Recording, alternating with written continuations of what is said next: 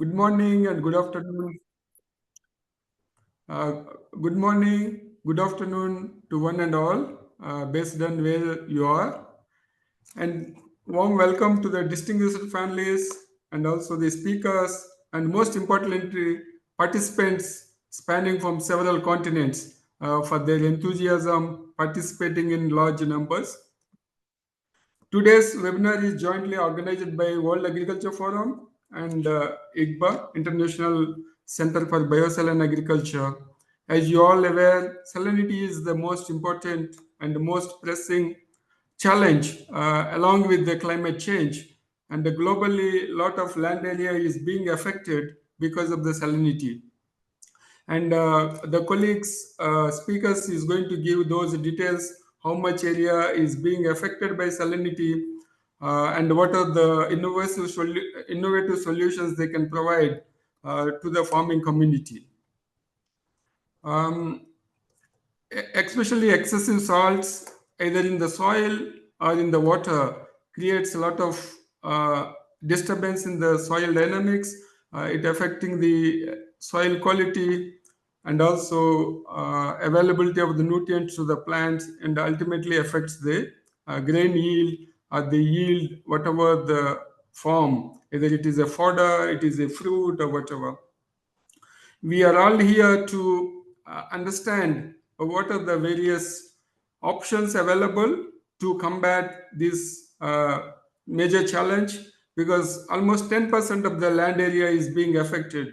This problem is more so in case of irrigated areas, because one side we are thinking of converting the rain-fed agriculture into irrigated area. If we are not careful, we are converting soil more saline prone. That we need to keep into mind. In the today's webinar, we have 6 speakers, starting from the welcome note from the Director General of IGBA, Dr. Tarifa AlZaabi. Unfortunately, she could not join today because of the very important government commitment when we work with the countries where they host, and when they ask for the joining a very important event, we cannot skip on that one. She sent her apologies, and fortunate part is she has a recorded message. We are going to play that one. You are not going to miss whatever the thoughts she has to provide us. Just before starting the video, I wanted to give a brief about herself.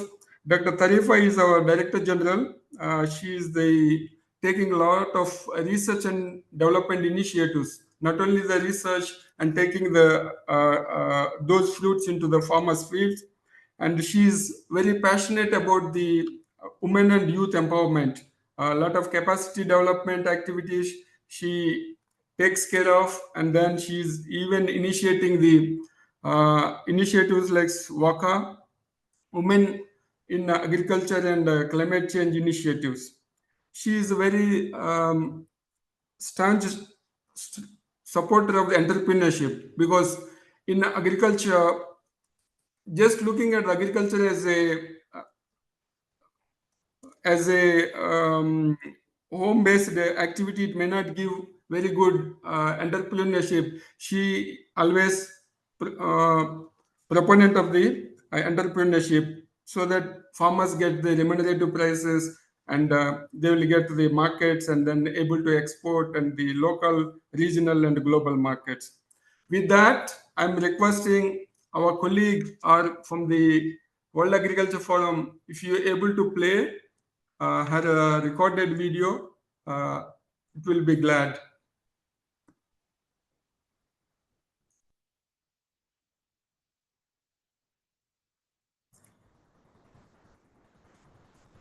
We can't hear. There is no sound.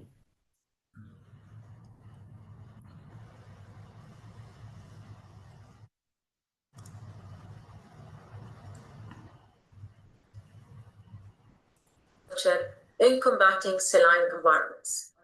Agriculture in arid and saline environments is growing globally. Can you please repeat from the start? farmland and the livelihoods. Distinguished guests, esteemed partners, ladies and gentlemen, it gives me a great pleasure to welcome you on behalf of the International Center for Saline Agriculture (ICPA) to this important webinar, organized in partnership with the World Agriculture Forum. We are delighted to have you join us today for a timely discussion on climate-smart agriculture in combating saline environments. Agriculture in arid and saline environments is a growing global concern and affects millions of hectares of farmland and the livelihoods of countless communities. With the climate change, population growth, and water scarcity intensifying, salinity has emerged as one of the most pressing constraints on agricultural productivity and food security. For over 2 decades, ICPA has been dedicated to finding solutions that allow agriculture to thrive under these difficult conditions, from developing and promoting salt-tolerant crops to advancing integrated water and land management to providing policy and guidance and capacity building and development. Our work has focused on translating science into impact where it matters most on farmers' lands and also in vulnerable regions. Today's webinar brings together leading experts and practitioners who will share practical solutions, scientific evidence, and policy insight. Their expertise spans crop genetics, water and soil management, and global frameworks for tackling water scarcity and salinity. By bringing these perspectives together, we aim to identify the challenges and the opportunities for scaling up climate-smart agriculture in saline environment.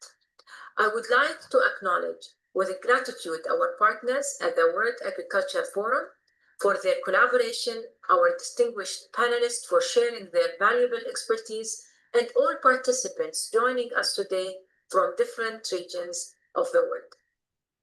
Your presence reflects collective commitment we share to advancing resilient and sustainable agriculture. I am confident that the discussion today will inspire new ideas, foster meaningful collaboration, and contribute to practical pathways that support farmers and policymakers in addressing salinity and water scarcity challenges. With that, I wish you all a very productive and engaging session. Thank you. Thank you so much. Even though she could not participate, I think she able to set the tone for today's webinar. With that, we have next panel speaker is Dr. R.K. Singh. He is working at ICPA as a head of the crop diversification and genetics division. He is leading the crop improvement research at ICPA, spanning on the quinoa as one of the major mandate crops, and also millets, date palm, other fodders.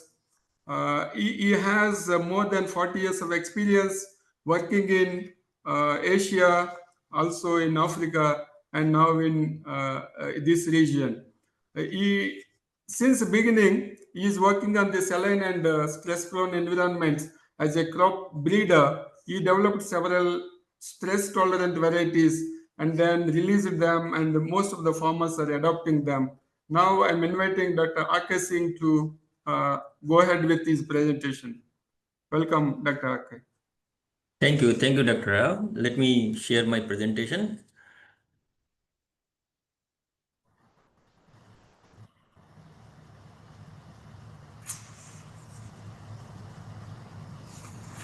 Can you see my screen, the full screen, please? Yes, we see. Yes, okay. We could see. Yeah, thank you very much. So the topic of my presentation is the role of climate-smart agriculture to combat salinity problems and strengthen the agriculture productivity. When we talk about this particular thing, there are 2-3 words are very pertinent: climate-smart agriculture, then salinity, and then agriculture productivity. We have to address all these 3 together to make it more productive environment and sustainable to the humanity. So my outlines are in the present, like though it is a very small presentation, a short presentation, but that it is structured in the like salt affected soil, because we talk about saline soils, we have to tell about a little bit about the saline soils. Then what is climate smart agriculture and how we can use the climate smart agriculture for better productivity in the saline areas. And what are the efforts on the climate smart agriculture? Little bit on the greenhouse gases versus food system, because the food system is the biggest culprit on the greenhouse gases. And then little bit on the summary on that. So first of all, about the salt affected soils. It's a huge area. When we talk about salt affected soils, why don't we use the like a zinc deficiency, iron deficiency? Because salt affected soil is not like a very small area. It's a very, very huge area. That's why we give this more emphasis to this stress. And then we can say that there are so many estimates right from the beginning, from 340 million hectare to about the latest one with the global status of the salt affected soils from FAO, it's around 1.381 billion hectare. It's around 10%, more than 10% of the world land area. So we cannot avoid this thing. This is a really imperative that we have to work on these salt affected areas. So what are the things that when we talk about the climate smart agriculture? So any agriculture activity for the food, feed or nutritional security, which is not having carbon footprints or having very low carbon footprints. Once we say that this is the one, this activity which is not endangering the environment, it is sustainable. So can we sustain food, feed and nutritional security in the salt affected soils? That's the main thing. And that too without having the negative impact on the environment. So our aim is to bring back the unproductive salt affected degraded lands into production. And once we grow something worthwhile in the salt affected soil, it means you are releasing some of the load or like stress from the non-stress area. Because if you are producing everything in the non-stress area, there is too much carbon footprint on that one. We can release the stress from the load from those things. So what are the options? What are the options when we talk about the productivity in the saline lands? So in that case, if we say that there are two things. One thing is that either manage or reclaim the salt affected soils. You can do that, but it needs a lot of money because it needs a specific engineering process like its subsurface drainage and mostly the management processes. When we talk about the salt affected soil, actually this includes saline and sodic. Usually people take the like a synonym on that, but it's not. Salt affected soil include like a saline soil and sodic soil, but people usually use the word saline soil for everything. So here I would like to say that sodic soil, you can use the soil amendments, and you can reclaim the soil from the like a small area to the large area. But in the saline soils, if you have to reclaim with the heavy management, heavy investment, you need the heavy engineering process, like for the subsurface drainages, etc. And that is very difficult. Even the developed countries are having the difficulty to reclaim all those things because that needs a lot of money on that one. And once we have that much problem, then the second option is that you can use the salt-tolerant crops and varieties. Means then you can utilize the inbuilt tolerance mechanism within that. So you can use the proper crop which can tolerate the salt. So that's called intercrop variability. Choose the crop. And once you find that this is the best crop to grow for the salt affected area, then you can have you can utilize or exploit the intra-crop variability. Means within the crop, what are the varieties? What are the crop varieties which are tolerant and that can be utilized for the salt affected area? And the best way is not to use the only one options, but you can have both. Say for example, this is an example. You can see the tolerant variety is growing everywhere, but otherwise sensitive varieties are down. They are dead. So we have to have the combination of both the options. If we have the combination, then the productivity is highest. And ICBA has been utilizing this approach since 1999 when we started our institute in Dubai. So this is the biosaline agriculture, we say that. So then what are the major contributors in the greenhouse gases? If you see that in the major contributors are transport, energy and agriculture. Agriculture is the second largest contributor of that one. And then when we say that energy or transport, people don't press too hard, because though they are working on the solar system, solar energy, etc., but still the IPCC, they always say the highest mitigation potential in the agriculture sector. So people always stress to alter the agriculture practices so that we can have less greenhouse gases. Once we have the less greenhouse gases, means that will be more climate smart agriculture. So we can work on that one, and we are trying to do that one. So in that one, the second highest contributor, so how to minimize the greenhouse gas emission? In that case, if we have to minimize those, it means you have the less carbon footprints. So the best way is to select the best suitable crop for that environment. It is not like this, because in the global food system, what is happening? Whether you are in the desert, whether you are in the flood area, whether you are in the normal area, everybody wants to grow rice, wheat, maize, or potato. Why should we grow everywhere those things? If you don't have that option to grow that, you can grow, because every place, you can't grow everything every place, but every environment has something to grow. So please grow those things which can be grown very easily without having the more carbon footprint. So this is not like, so the crop diversity comes to the to save us, and that's the best wet nature positive solution. When we talk about the salt stress, I'm not giving, this is arbitrary classification, because we are talking until the seawater. That's why you don't think that low salt stress, it's a very specific classification. It means like a relatively low salt stress. When it is around up to 8 decibel, we have the food crops. We have the rice, wheat, barley, pearl millet, sorghum, minor millets, foxtail, so many things, but they are mostly for the food crops. But when we have the more salinity up to 8 to 16 decibel, we can have the food and feed crops. Like quinoa is the food crop, which is having the highest threshold salinity, and the barley, triticale, pearl millet as a feed crop, and also some other buffalo grass and those things. When we have very high salinity, we have to go definitely not for the food crop, but definitely the halophytic forages, because it's not only the food security, it's a feed security also, which is important in many parts of the world. When it is a seawater salinity, we can have the euhalophyte, which are like saliconia, etc., which are used for the food as well as feed, but they need very high salinity on that one. The second option is that if we have the crop, can we utilize the intra-crop variability? That's like a good variety. So you can see that in this case particularly, you can see that this is the high, usually barley is called as the highest threshold salinity, but we have the quinoa, which is having very high threshold salinity.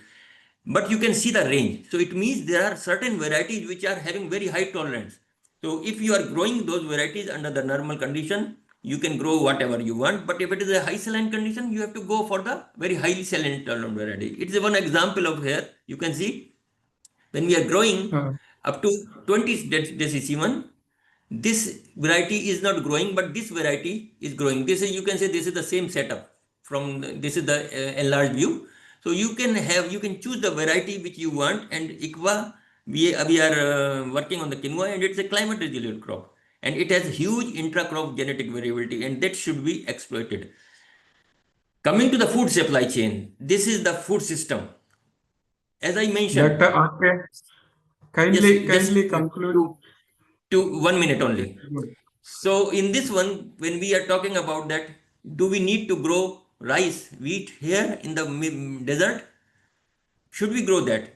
Yes, you can grow, but you have to give the external environment, and that will create the high emission of the carbon dioxide, or like you can say the greenhouse gases. So 1 kg of the rice you have to grow, you have to, like, you will emit like around 4 kg of carbon dioxide or greenhouse gases. But if you are millet or minor millet, which can be grown very easily without external environment change, like, modification, you can have 0.3. So it is like a 13 times less greenhouse gases of carbon dioxide. It means it is more carbon positive. This climate smart. So that way we have to go for those crops which are good for that condition, not everywhere. And that way we give the summary that food and feed and nutrition security in the salt affected areas can be achieved through climate smart agriculture in a very sustainable way. Definitely we can do that. And since IPCC has also mentioned this one, the agriculture has one of the highest mitigation potential than any other sector to address climate change. We have to work on that. and that it is not second category, it could be later on. So we can say that our agriculture is not like a contributing toward the climate change. And both inter and intra-crop variabilities are important to strengthen the food productivity in the salt-affected area. Both are very important. So first you choose the crop, and then once you choose the crop, you go for the within the variety, within the crop for the different variety which are tolerant. Last but not least, diversified crop-based food suitable for salt-affected ecology is one of the best climate-smart agriculture practice to reduce carbon footprint. So this is very important. It's not like everywhere you have to grow the same crop. Use the crop which is good for that area and relieve excessive pressure from non-stress area to produce more food. So if you are producing food from the saline area, you can release the pressure from the non-stress area, and that way it will be more sustainable climate and our planet. Thank you very much. Sorry for delay in case if I delayed for 1 minute. Yeah, thank you so much. You have exceeded 6 minutes. Oh, Okay, I'm requesting other panel members kindly make it short so that we will have some time for the questions. Our next panel speaker is Dr. Theib Oweis. He is a former director of integrated water and land management at ICADA, and also he was a distinguished professor at Tottori University in Japan. He has more than 40 years of international research for development experience in implementing projects in over 80 countries in effectively managing scarce water resource and salinity. He championed several capacity building initiatives as well during his career. Now I'm requesting Dr. to present his slides. Maybe RK, you need to remove your slides. oh, did I not? Okay. Okay, Yes, now I please. think it is okay. Yeah, hello. Yeah, hello, everybody. Thank you very much. Still, I think I your will- screen is there, RK. Okay, one Excuse minute, me? Doctor. Yeah, we are hearing you. Are you planning to show your slides? Yes, yes, please. Yes, please. Yeah, we are not seeing. RK, can you remove your slides, please? Okay, I thought that I did it. Okay, I just then. did it. Okay, I Doctor. just did it.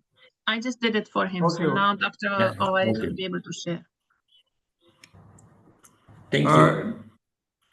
Let me Doctor, just, you can share your slides if you.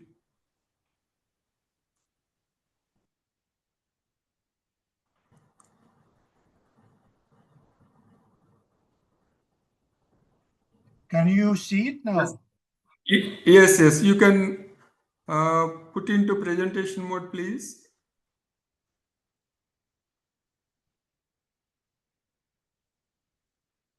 Okay, good. Please go Is that ahead. okay Doctor. now? Yes. Yeah, thank you very much. I would like first to thank ICBA and the World Forum for Agriculture for the invitation to give me this opportunity to talk to you. I will address some issues associated with salinity. Dr. Singh has identified two major strategies to deal with salinity. The first is to live with salinity and try to do the best out of it. And the second is to combat salinity and to try to prevent the formation of further saline areas in the world. I will talk from the point of view of the water management and agriculture, and talking about secondary salinity, which is associated with salinity developed by irrigation. We know the water scarcity issue in the dry areas. Everybody knows how scarce water resources are in the dry areas. It's chronic. And I gave some examples comparing the Arab countries, especially Jordan, where I'm talking to you from, with the world per capita share of water resources to see how much urgent is to deal with water scarcity in this and the dry areas. The impact of climate change associated with water scarcity and salinity is linked to higher temperatures, increasing soil evaporation, leaving behind salts. And that happens everywhere, where more temperatures means more evaporation and more salts in the soil. Reduced precipitation of freshwater resources affect leaching out accumulated salts. Usually, when we have higher rainfall, then we have leaching out, which is getting scarcer and scarcer in the dry areas. And the third is mining groundwater with higher water salinity. Now, you see this view there that groundwater resources are declining almost everywhere in the dry areas. And the rising salinity in groundwater is almost everywhere. So we are facing a double problems where we are losing on our quality of water resources, and we are losing on the freshwater resources that we can combat salinity with. The more important is that agricultural water is declining in the dry areas, and the share of agricultural water is declining, first because climate change reduced water resources, and second because growing population and the need to divert fresh water to other sectors. And this is an example from Jordan, where every year we lose 1% of agricultural water share from the water resources of the country. Not only that, every year we are gaining more treated sewage water in agricultural water. Of course, both affect salinity and create more conditions for accumulating salts on the soil. This is a big issue that is going on in the dry environment. So we cannot deal actually with saline environment in isolation of agricultural water management. We need to deal with how to manage water in agriculture if we want to deal with salinity in irrigated agriculture. Current coping strategies actually are not sufficient. Now, you know that neutralizing, now there's the term neutralizing salinity or degradation, or halting it or reversing secondary salinization, requires enough fresh water, because if you don't add fresh water to leach out salts, you're accumulating salts in the soil. So where do we get this more fresh water or blue water to maintain healthy soils? This is a big challenge now with increasing water scarcity, especially with climate change. The conventional water management strategies and practices that are dealing with saving water are not sufficient anymore. These strategies are mainly 3 or 4 strategies. The first is increasing yields. Everywhere, people want to increase yields. But increasing yields require more water for additional ET. You cannot increase yield without more evapotranspiration. More evapotranspiration means more water. And actually, in the dry area, we don't have more water to increase yields. So this conventional strategy that is suitable everywhere where there is enough water is not anymore enough to deal with water scarce areas like the dry areas where we are living in this region. Modernizing irrigation system is a strategy that is putting a huge investment in it. And the objective is to save water. But actually, the latest FAO publication that you can see its cover say that modernizing irrigation systems increased the demand for water in the dry areas. This is a problem because now you aim to save water, but actually you increase yield, not saving water, and demand is increasing. So we are not going to get more saved water to leach out our salts with modernizing irrigation systems. Pricing irrigation water is another conventional strategy. They try to price water to increase the efficient use of water. But this is not working in developing countries. It's not working for many reasons, mostly for socio-political reasons. Politicians cannot put price on water on the poor because this will be problem with social and with economic issues of the countries. So this is not working in developing countries to save water. So the three strategies, the major strategies to save water are not working. So we need to change strategies in water scarce areas, especially with increasing scarcity that we are facing now. We need to change strategies to produce more food with less water, or as Kofi Annan has said it, more crop per drop, and to secure enough fresh water, combat salinity or secondary salinity. What change strategies we need to do? In water scarce area, the big change strategy is associated with shifting from maximizing land productivity, which is how many tons per hectare, to maximizing water productivity of how many kilograms per cubic meter of water. And this is a huge difference between the two things. This will save us a lot of water. Among them is to combat salinity. This framework of water productivity is a global.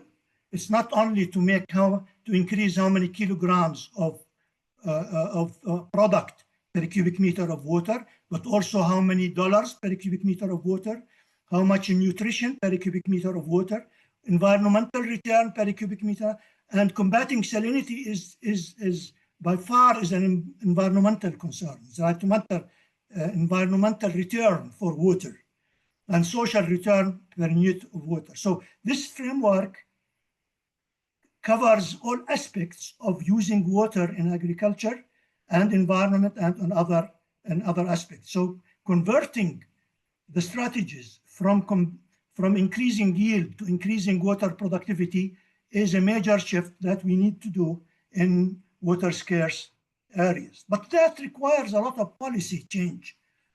Policy change to achieve that. You need to change to more water productive cropping patterns. That's very important. Dr. Singh talked about emissions between rice and millet. Here we talk about cropping patterns that produce more crop per drop, which needs to be changed in the dry areas. Increasing investment in technological transformation. If you see here this, how much dollars per cubic meter of water for different crops. If you produce strawberries, it's probably 200 times return than producing wheat, for example. If you produce legumes, it's a lot more nutrient productive than producing meat, for example. So changing cropping pattern changes the returns for the water, which we need to suit it to our needs. And then in the technological transformation, you look at the top thing. This is tomatoes produced in open field. A cubic meter produces 10 kilograms. Inside plastic houses, it produces 40 kilograms, 4 times the same cubic meter of water. And in hydroponic, it produces 200 kilograms. So imagine the technological transformation, how much water it saves for the same production. That is very important thing that we need to think of to save more water for combating salinization. We need provisions for environmental water allocation. Nowadays, policymakers in developing countries especially, they don't allocate water for environmental purposes. It's only if you have excessive water, then you can use it. But unfortunately, there is no allocation. Allocation needs to be done for combating salinization and other environmental factors. We need to organize our virtual water exchange. You don't produce crops and sell it outside the country if it uses a lot of water. You import it, but you produce the crops that have a lot of return for the cubic meter of water in your country. Cooperation between countries on exchanging virtual water based on their comparative advantage is critical, but unfortunately, it is not yet considered. My message from this is that combating secondary salinization in drylands requires integrated large-scale transformation of water and land management. This should be aligned with climate resilience and resource-efficient agriculture in the drier environment. Thank you very much for your patience. Thank you so much, Dr. Theib, for that insightful presentation. We will come back to you for the questions. Thank you so much. Our next panel speaker is Dr. Khalil Ahmad. He is Head of Sustainable Natural Resource Management in ICBA. He takes care of both soil and water portfolio. He spent almost 30 years working on this area, and he developed several strategy papers for the UAE and Oman that are related to water, wastewater utilization, and also saline soils. Over to you, Dr. Khalil. Yeah, assalamu alaikum. I don't know, do you see my screen? You move into presentation mode.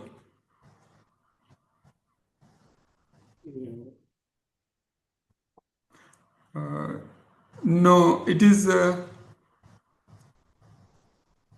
Oh, yeah. Now you are in the last slide. Can you move to first one? Sorry. Yes. Kindly quick save some time, Yeah, Dr. okay. Khalil. Yeah, sure. Thank you very much. So today I'm Please go going to ahead. talk about. Can you hear? Yes. Okay. So today I'm going to talk about the role of integrated soil and water management options to enhance soil health and water productivity, and to build on what Dr. RK and also Dr. Theib has already presented and talked about the challenges and the opportunities, how to deal or live with salinity or to combat salinity. And we know that we are working mostly in arid and saline environments, and where the climate change is a main factor affecting the agricultural production and productivity in these areas. And because of this, we need to look for more solutions.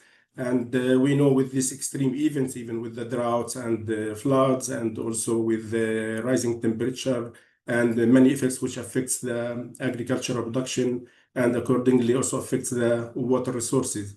Therefore, we will try to see how we can accommodate all these challenges in terms of the depletion of renewable water resources, particularly the fresh water, and the degradation of the lands, and also with meeting the increasing demand for water and for food, and which is essential for covering or meeting the growing demand of for food for many people around the world. And therefore, when we talk about the options that we can provide in terms of the water management, we need to focus more on the water conservations and how to improve the water use efficiency and agricultural water productivity, which also Dr. Theib has elaborated on. And these are the main ideas that we usually focus on to deal with these concerns. So because of this, we usually start with looking at how we can do a better matching between the soil conditions in terms of the salinity and how poor or how good and suitable for agricultural production, and the land uses also that are available, and then what are the best crop systems or crops that we can provide for these specific areas, and overlay this land use, land cover map, and soil salinity, and also soil health if available. Then we can look at the resources. Most of the agricultural farms in our regions here, they are using groundwater resources, which are also brackish to saline or with very limited fresh water, and it is not renewable mostly.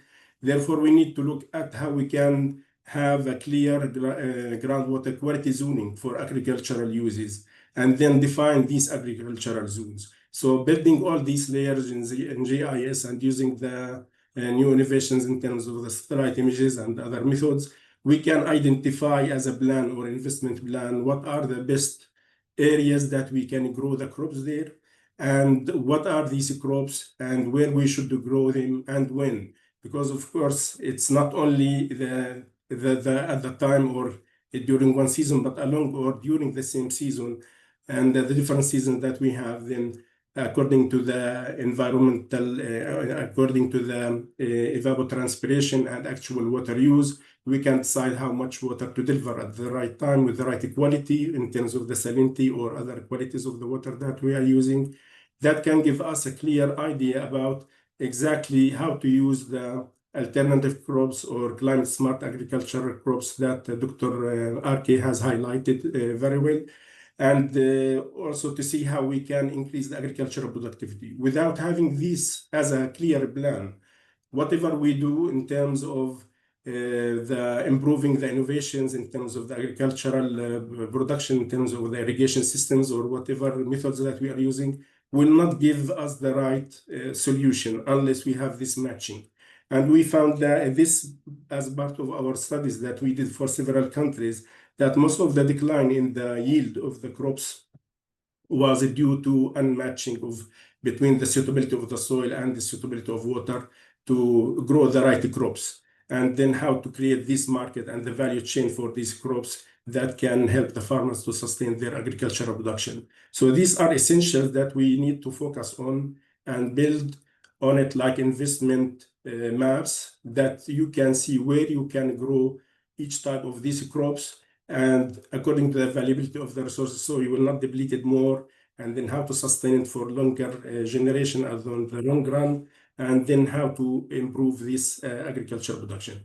This we usually do it in terms of having more precise calculations of the actual crop water requirements and also actual water use, and also how to maintain the system after that, because most of the time you'll find many farmers, they are using modern irrigation systems in terms of sprinklers or drip irrigation systems, but they are not maintaining the systems well. Then this means that the leakage and the losses in the system will be high and they will lose more. So it's not efficient anymore. Therefore, we need to keep working on to maintain the farm with a good health and good environment that can produce better with the crop or with the drop of water that we are using. How to maximize or optimize the use of each drop of water for the benefit of the farmers along the different seasons and according to the actual needs. So it's like giving the right quantity of water at the right time with the right quality that you are using. And then you can use more innovations in terms of whatever technologies are available in the market. We tested several of these technologies like the hydrogel or hydro rock or these cocoons that you can fill it for the seedlings to grow better, and many other innovations that are available in the market. But you can see what works, what does not work, and then you can decide what else you can do more or better than the drip irrigation and sub-drip irrigation. But the scheduling and the requirements, as we said, is a key for that. The second part that I want to talk about is the non-conventional water resources, because most of the farmers, they are dealing with or using the groundwater and mostly brackish water in our areas for agricultural production. Now it is depleted in many areas, and it's like a hotspot that shows sharp drops in these water levels and affecting the agricultural farms and the productivity and the production. Then we should shift to use non-conventional water resources. It could be desalination. There are many people that they are using these desalination units, like small-scale desalination units. But unfortunately, it solves one problem, but at the same time, it is still using the same depleted or degraded groundwater that is available in the farm. Then it is solving one issue, but also adding other issues. But we need to see also the other side of it, like the brine that goes out of it. So we tried with ICPA experience that you have to use and convert the brine to be, instead of a discharge or waste, to be a source, and then grow some halophytic crops like Sariconia and others with this brine to give value and have this circular economy to grow and become beneficial for the farmers. Also, we worked on looking at how to increase the usage of treated sewage effluent in agricultural production. And we know this is a renewable, growing source that should be used carefully and also wisely, not to waste it, because it includes also nutrients that are needed for the agricultural production and can save fertilizers, and also can help in the agricultural production under this water aridity and water scarcity issues that we are living in. Unfortunately, not many countries that they are using this treated wastewater on larger scale, but we are now, I think, encouraging everyone to look at how to use it in safe use of this treated wastewater to increase the agricultural production. It could be used as one example we did here at ICBA also, how to use it for cooling in the greenhouses, because here in summer we use the greenhouses for cooling this closed or an environment with this greenhouse. So it was successful to show that it could be used, but maybe it needs additional treatment like using the UV or ozone or whatever other things. But even it was safe, but I think to be more careful about not to affect the health or the crops. But this was a simple experiment that we did at ICBA. This, of course, to have a strategic decision on or to convert as a policy, then you need to keep testing it for longer periods to see what implications and impact could this affect on the environment and the health. But it shows some promising results when you use it in the greenhouses and controlled environments. Also, there are many other areas around the world. They are using these technologies, like in Jordan, Palestine, and our region here, also in around North Africa and Middle East or MENA. Some solutions or nature-based solutions, even call it, how to increase the rainwater harvesting so it can go directly to the plants and then save the water needed for the plants, and also stop the degradation of the land and affecting its degradation or further degradation. In addition to the soil management options that we also offer as part of the solutions that we mentioned in terms of the land use planning and other uses that we are talking about, also these integrated soil fertility management approaches that should be followed to improve the agricultural production and also maintain the good soil and good health, and also benefit from these natural resources not to be degraded, and also to add some soil amendments as part of it. Like we worked a lot on biochar and also compost, and we used also mulching for saving the soil from degradation and also from the water from evaporation or evapotranspiration from the bare soil or around the crops that we are growing, which also helped a lot in having a better or more sustainable solution for the farmers. Yeah, just to conclude now, that we know we need to control better our use of water consumption at the farm level, because we know that every drop counts under this water scarcity and aridity issues or problems that we are facing. And also you can increase the crop yield as well.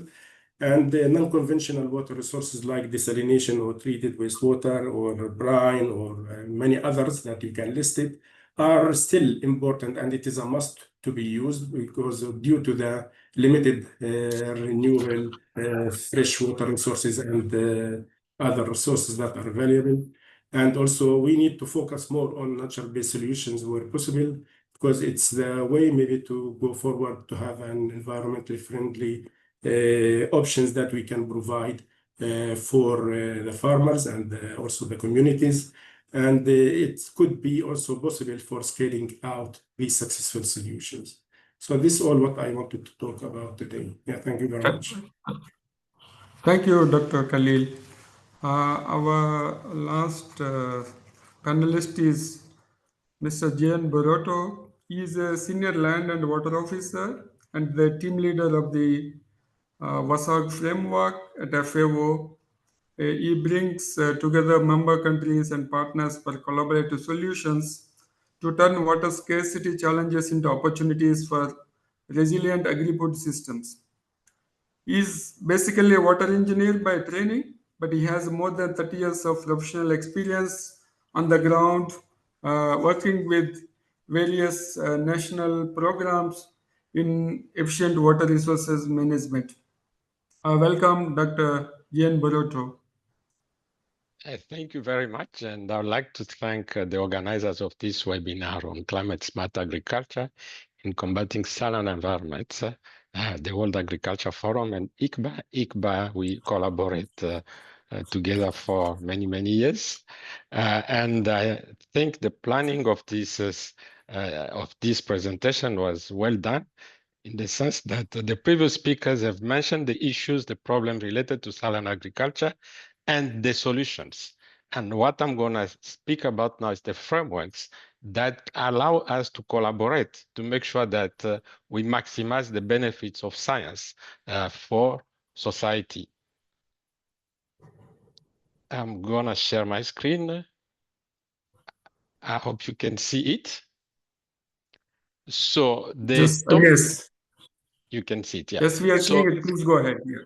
Thank you very much. So we're going to talk about global and regional frameworks on water scarcity in agriculture. And if you look on top there to the top right, WASAG is actually a global framework on water scarcity in agriculture, which is managed by the FAO. I'll move to the next slide. And WASAG was established in 2016 at the COP22 in Marrakesh. Then a few months later, a first meeting of partners was convened here in Rome in April 2017. Since then, a lot of things have happened. And last year, in October, during the World Food Forum, the issue of water scarcity was elevated to the point that the new steering committee that was elected is member-led. That is, member countries representing all the 7 regions of the world. WASAG partners are made of government and intergovernmental organizations, UN agencies and IFIs, academia, civil society organizations, and private sector and foundations. Saline agriculture is only one of the manifestations of climate change and water scarcity. And you can see that in response to this challenge of water scarcity, we have established several working groups, such as on water and migration, drought preparedness, financing mechanism, water nutrition, sustainable agriculture water use, which speaks to the issue of water use efficiency, and saline agriculture. We aim to support measurable, significant, and sustainable progress on improving and adapting agriculture systems in condition of increasing water scarcity in a changing climate, using the combined expertise of resources and the partners that you all are in this webinar, striving to respond to several sustainable development goals. So when we speak about saline agriculture, it happens in a context where there are many other issues and we cannot afford to work in silos. So you can see this is a call for action that partners made or adopted in 2019 in Praia in Capo Verde, the first WASAG International Forum. You'll see horizontally all those issues that I mentioned, water and migration, drought preparedness, financing mechanism, saline agriculture with the arrow.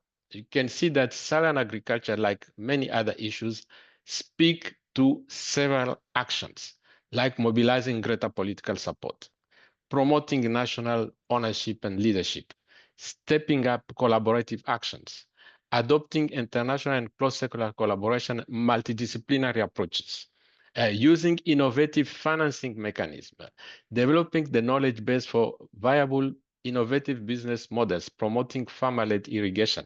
And speaking of innovation, throughout this webinar, I see in the chats colleagues mentioning quantum technology, nanotechnology.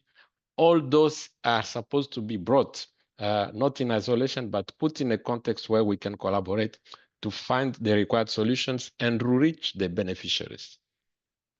So with 𝐂𝐥𝐢𝐦𝐚, we collaborate together with other partners in the Saline Agriculture Working Group. And one of the outputs that we have produced is, you can see there to the far right, is a farmer's guidelines on soil and water management in salt-affected areas. A lot of the technologies that have been mentioned throughout this webinar have been dealt with in this guideline, and it's only thematic one. A second one is also following.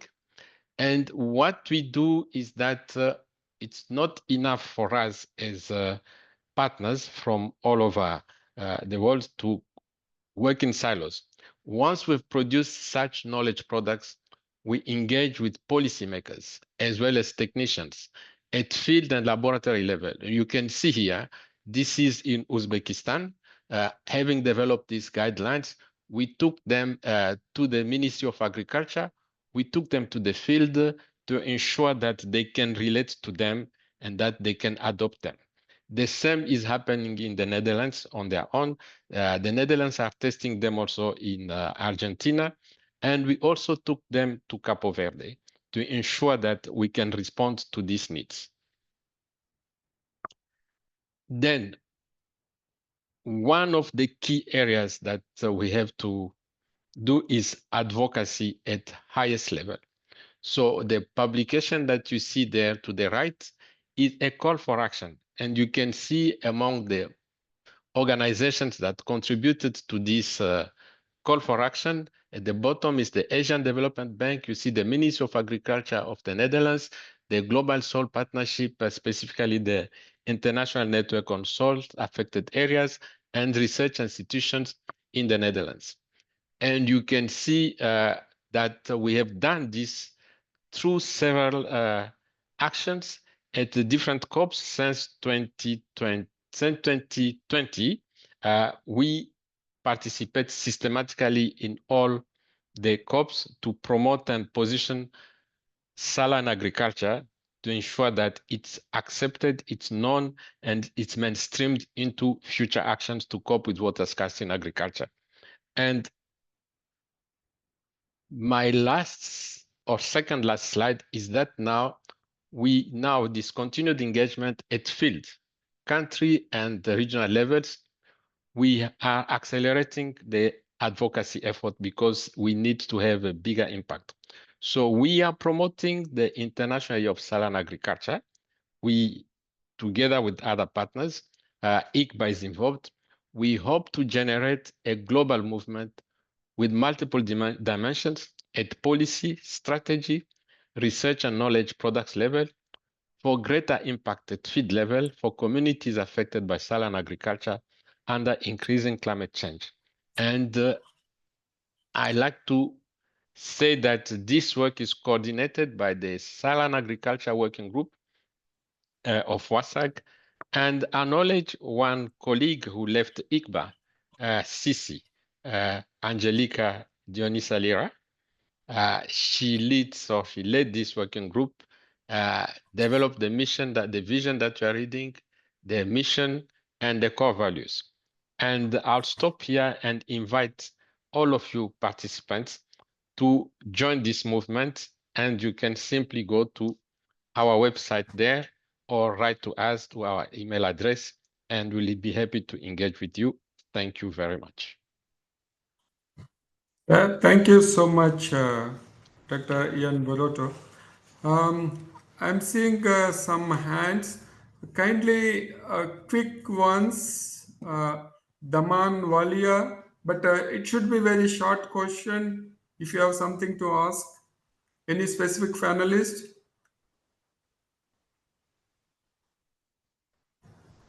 Okay, while waiting for that person, just I wanted to ask one question. How does WASAG can help countries to translate these strategies onto the ground, real ground applications? Ian Boroto, how the participants can engage with you? Yes, thank you very much. That's why I shared the email address, and you've seen that in practice, we work with countries. So you saw the slides in Uzbekistan.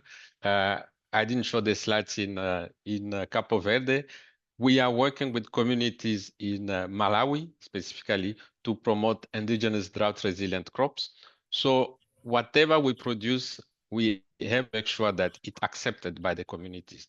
The work that we have done on saline agriculture, for example, and on the indigenous crops, we took it to Capo Verde, and they did not accept everything that we brought there. They did not accept they don't adopt millets. They don't have a culture of millets. They prefer leguminous. So whatever we do, there has to be demand driven. We bring the science and the technologies to the communities. We test with them. And once it takes off, in fact, they run with it themselves. This is our experience for many years in Malawi, in the north of Ghana. Once a solution has potential for the farmers, for the communities, they don't even need subsidies anymore. They will run with it because they see that there is a solution for them and money to even be made in some cases. Thank you. Thank you so much. We lost some couple of minutes, but there were very interesting slides. Quickly, I wanted to ask Daman Walia, do you have any specific question to any panelist? I saw your hand is raised. If not, Daman Walia, Hamad Asaf, do you have any specific question?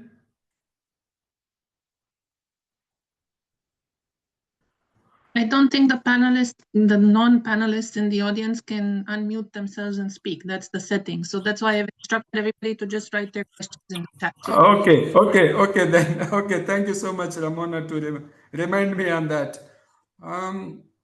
Most of the questions, some of the panelists, they're answering them. And then we have like 10 minutes left. I have few questions to panelists, one each for the panelists. I already asked the Jan. I wanted to ask Theib, what policy or regulatory changes do you think are most urgent to encourage investment in CSA for saline affected areas? Dr. Theib, can you able to answer this one? Yes, yes, please. Thank you very much for the question. And talking about policies that promote climate smart agriculture, unfortunately, we see in many of the developing countries that environment is not really a top priority. The problem is that policymakers try to support options for increasing productivity, for addressing social aspects, for all kinds of things that are more popular with the people in the country. When it comes to environmental aspects, then this is not really a top priority, which is very unfortunate.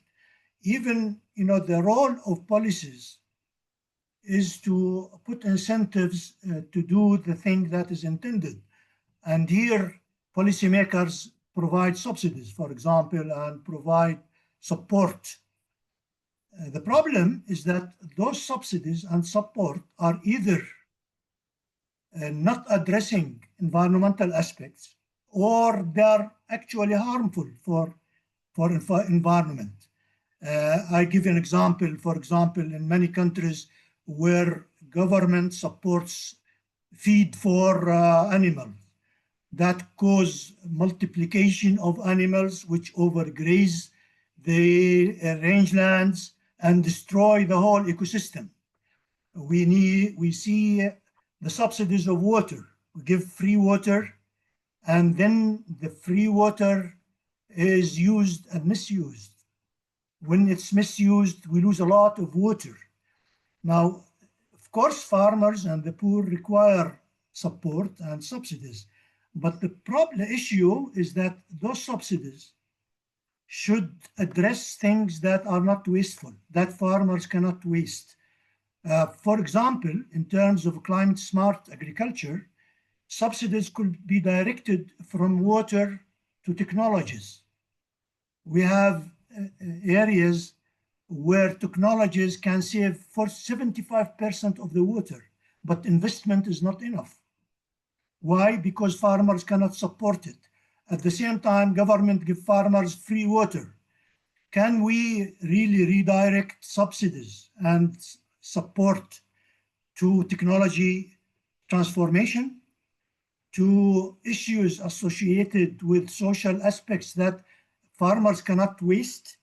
So these kind of things are very important to change the direction of investment from purely productive, where it harms the environment sometimes, to more environmental friendly aspects or friendly practices and issues.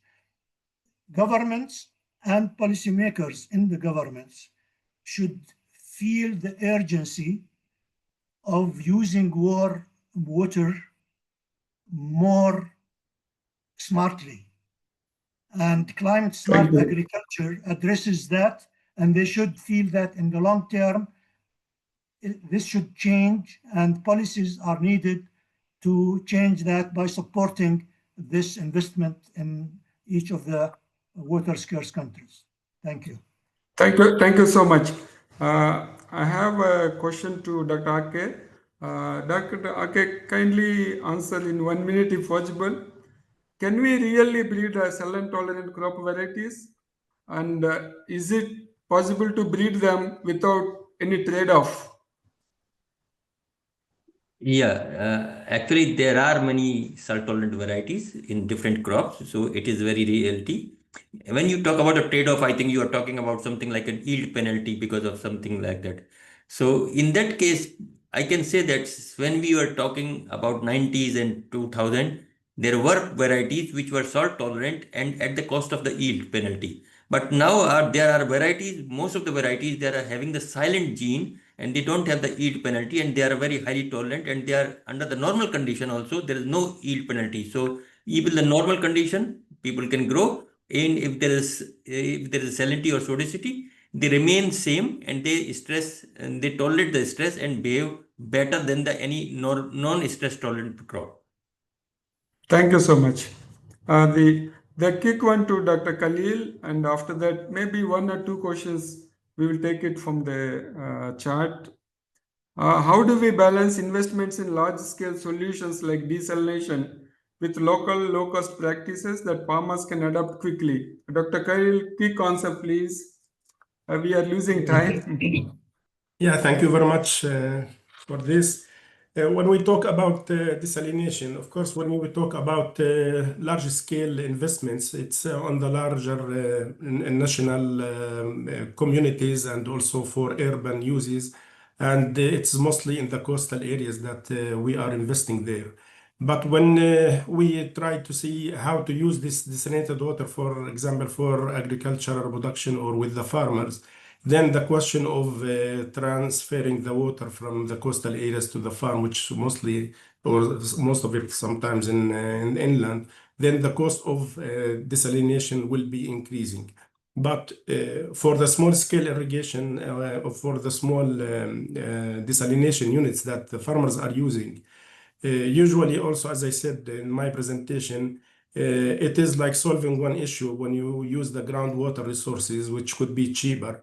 But again, when we talk about desalination for agriculture, we need to design the desalination according to the needs. So the farmers, they don't need to go for fresh water that is drinkable, but maybe with low salinity up to 2000 or 3000 ppm, they can manage to use this water with the crops that we mentioned, and at the same time reduce the brine, which is a main problem, and then also the energy and the cost and everything will be different. So these are the technologies that we need to develop more to see how we can come up with a better, let's say, model for desalination for the farmers that they can benefit from it.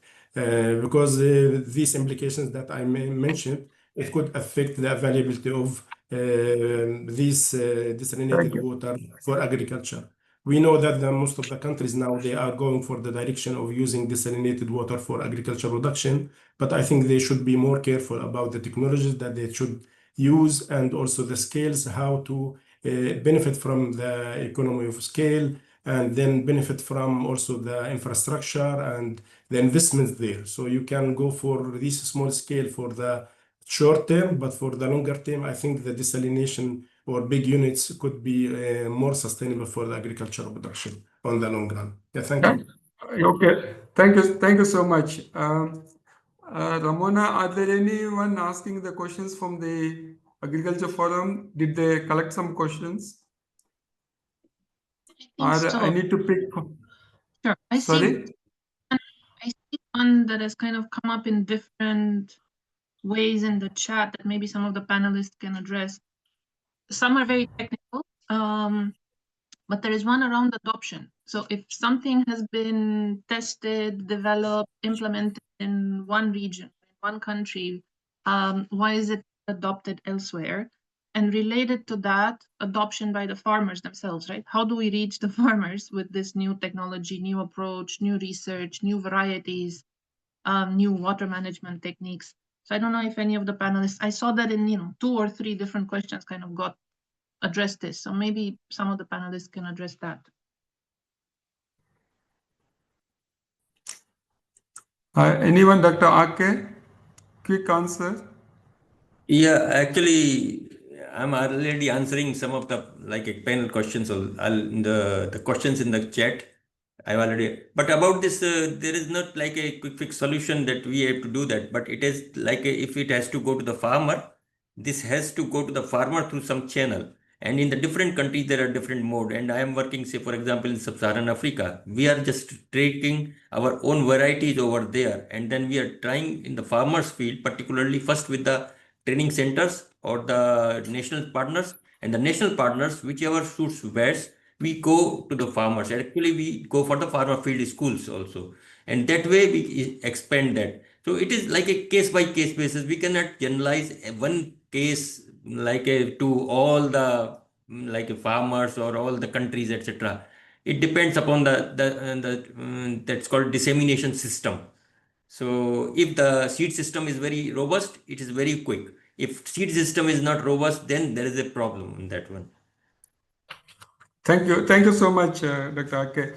In the interest of time, maybe the participants can still able to reach out to World Agriculture Forum. You have their email. You can share your any specific questions, and also we are going to share presentations. Finally, I am requesting Ramona. She is the Chief Operating Officer with the World Agriculture Forum, with over 20 years of experience in international development. Ramona, she is going to give her closing remarks. Welcome, Ramona. Thank you. Thank you very much. And again, thank you to all the panelists and everybody in the audience who has not just joined the webinar, but actively engaged with questions and reactions. And everybody at the topic of the webinar. So it obviously has relevance in many parts of the world. And indeed, climate is going to make this an even more timely topic to address and to deal with. It's both ways, right? Climate interacts with agriculture by making agriculture more difficult and vice versa, as Dr. R.K. Singh was pointing out. Agriculture has an impact on the climate through greenhouse gas emissions and everything else. So it's a dual interaction. But let me just say that I thought we heard very complementary presentations, and they tackled, they came at the problem from different angles, and I think that has been very helpful. I think we heard a lot of emphasis on both a sort of a cross-sectoral approach, but also on translating research into impact, both policy and practice, right? So the research and the advances in science do not just remain research advances. I think we heard very insightful, very useful presentations around the management techniques for saline soil, how to grow different salt-tolerant crop varieties, and how to use both the sort of the inter and the intra-crop varieties. Technology, I mean, the word smart, even in the title of the webinar, also deals with technology and innovation, and everything from sort of greenhouses to hydroponic to irrigation to monitoring the soil and the water, as well as, of course, genetic modifications in crops to make them more resilient. And we also got a very useful reminder that we also have to look at sort of water management, not just combining salinity, and we have to look at them in conjunction. And when we look at productivity, we have to move beyond just kind of productivity per hectare, right? Not just connected to land, which is what traditionally we've done. I think we also heard how regional cooperation is important, right? So platforms, I think, such as the World Agriculture Forum and ICPA, and of course the FAO can play a role there. Something that may sound simplistic, which Dr. Khalil Ahmad reminded us of, what to grow where and when, right? And how to match what can be grown in a place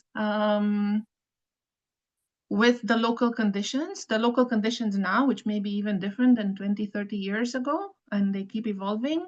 You know, as I said, it sounds simplistic, but it's actually a very useful reminder. And we try to sometimes do something else and it doesn't really work, or it's very expensive and very costly. The role of incentives is one other thing that I will leave the group with, whether they come from subsidies or water, right? Positive incentives and perverse incentives, but incentives are very, very important. So the political economy aspect here, and somebody also mentioned political will. And also a useful reminder that this is not just about sort of SDG 2 on hunger, but it addresses many of the SDGs. We are not just talking about hunger, we are not just talking about food security, but also feed security. We're also talking about impact on water. We're also talking about impact on women, on health, and so on and so forth. And the role of global frameworks thereof is important. So I think, as I said, it's been a very, very rich presentation. I'm very happy that the World Agriculture Forum could partner with ICPA on this and organize this very insightful panel to restart our webinar series, which takes place every month. So stay tuned for further webinars in the series. And we'll make sure that all the insights from today are shared with people who join us and have asked for them. So thank you again, everybody, for joining, and thank you, Dr. Rao, for moderating the panel, and to all the panelists and all the participants. Thank you so much, Ramona, all participants, all the panelists. Bye. Thank you. Thank you.